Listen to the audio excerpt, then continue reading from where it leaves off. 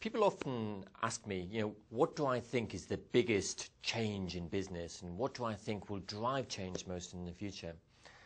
And it's a good question, and there could be lots of answers. It could be environmental issues, it could be general innovation, new technologies, nanotechnologies, and so on. But I think the biggest change of all is networks. How can you connect people and products and companies together in ways which they were never able to connect before? Tim Berners-Lee was sitting there and looking at the internet, which was used as a public sector or government kind of support system, and thinking, how can I actually make it easier for people? And when he created the World Wide Web, we started to raise up and we started to see the opportunity in coming to these websites, .coms as we call them, and it enabled people to cross borders and to reach out and to buy products from all around the world, regardless of geographies and the borders which used to be in place. But that really is not the opportunity of the internet. The real opportunity of the internet is when it starts to connect people together.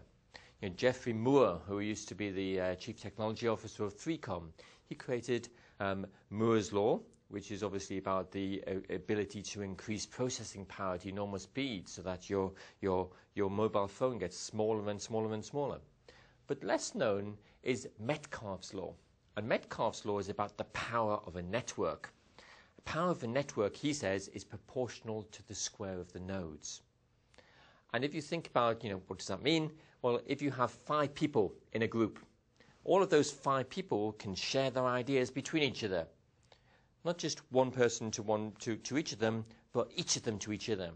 If you add an extra person to the group, you get 6 people, but that 6th person can connect with all of them. And the impact is all of those connections keep growing exponentially. So the effect from 5 to 6 people is a ratio of 25 to 36, if you follow Metcalfe's Law. So every time you add more people, you get a bigger amount of connections. You get more knowledge being shared. You get more people who could connect and find that they have something in common. More people who could actually collaborate and do something together. More businesses which could actually collaborate and find that actually they've got great capabilities which connect and create a better solution for customers. And so, in a world which we live in today, we've got social networks, we've got enterprise networks, we've got Facebook and Bebo and MySpace, bringing socially people together. But the question is, how does that start to shape the business world too? And I think probably the biggest clue to all of that comes from a great book, The Long Tail. And that talks about, how everything is available from anywhere today. And if you think about music, music 10 years ago, do you remember going to your record shop and flicking through the vinyls or the CDs and looking for different things?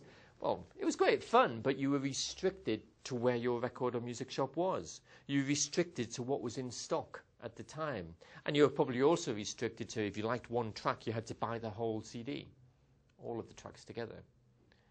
And then, thanks to Steve Jobs and Apple and iTunes, we have a very different world, which enables any person to buy any track of music almost from any point in the world at any time.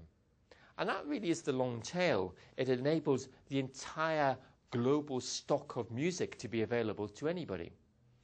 And therefore, if you look at the hit parade, if you look at the top 10, it's not conditioned by just what's available in the shops at the time. It can be anything. Elvis Presley can be back at #1 again, or something obscure which belongs and is very special to a particular niche audience. If enough of those people buy it, it might actually be more than a mainstream product just bought by a small number of mainstream people. So the long tail is about serving lots of specialist niches of people. Lots of different types of music can be available to lots of different groups of people all around the world. And the economies of scale which the internet gives us allows that to be possible. So think about it in your sector, be it in terms of selling automobiles, be it in terms of selling groceries, be it in terms of communications, be it in terms of selling books. All of those things, the long tail now has a fundamental impact in terms of saying anything can be available to anybody, and there's specialist groups out there. So the question is not just how do you serve the mainstream retailers, but how could you serve a specialist niche? And I think one of the great opportunities for business is finding some specialist niches out there where you can be unique to them. You know, find people who are rock climbers and create special clothing for them. Find people who run ultra marathons and create special shoes for them or special knowledge sharing for them. And you know, those groups of people are crying out for somebody who does something special for them. And now we can bring them all together. You can be a profitable business at the same time, as well as satisfying their peculiar, strange and special needs.